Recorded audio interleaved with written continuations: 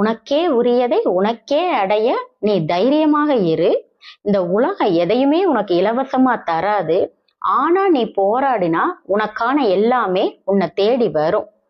யாரோ ஒருவர் உன்னுடைய கனவை பார்த்து சிரிச்சிருக்கலாம், யாரோ ஒருத்தர் உன்னை சிறியவனா நினைச்சிருக்கலாம்.